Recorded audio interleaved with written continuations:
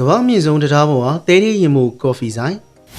တခါတလေမှာစားသောက်ဆိုင်တွေကော်ဖီဆိုင်တွေလိုအရာမျိုးတွေကလည်းပုံမှန်ရှိနေရမယ့်နေရာတွေမှာမရှိနေတာမျိုးလည်းဖြစ်တတ်ပါတယ်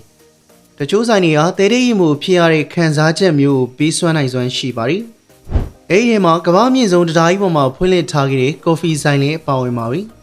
တရုတ်ပြည်အနောက်တောင်ပိုင်းကွေကျိုးပြည်နယ်မှာဟွာကျန်းဂရန်ကွန်ယိုတရားကြီးပေါ်မှာပဲဖြစ်ပါတယ်လင်းနေကြအချိန်ယူဆောက်လုပ်ခဲ့တဲ့ကမ္ဘာမြင့်ဆုံးတရားကြီးတစ်စင်းလေးဖြစ်ပါတယ်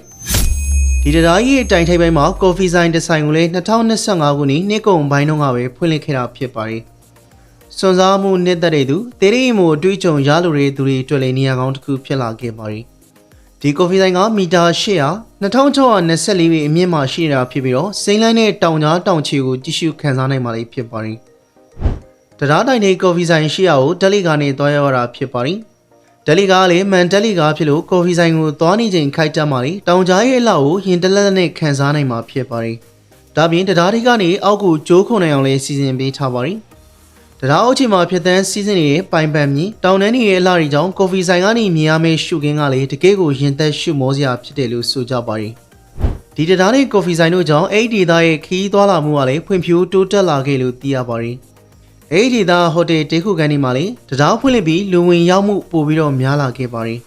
ဒါပေမဲ့လက်ရှိထိတော့တနေ့ကိုခီးသွားအယောက်9000သာလက်ခံမှုကန့်သက်ထားပါသေးတယ်လူကြီးမင်းတို့လည်းရင်တုံရတဲ့ကော်ဖီကိုပို့ပြီးတော့ရင်တုံအောင်တောက်ချင်တော့ဒီကော်ဖီဆိုင်ကိုသွားကြပါလို့အကြံပေးခြင်းပါတယ်ဟုတ်ကဲ့ပါဆုံးနီနာဆင်ပေးလို့ကျေးဇူးထူးပဲတင်ရှိပါတယ်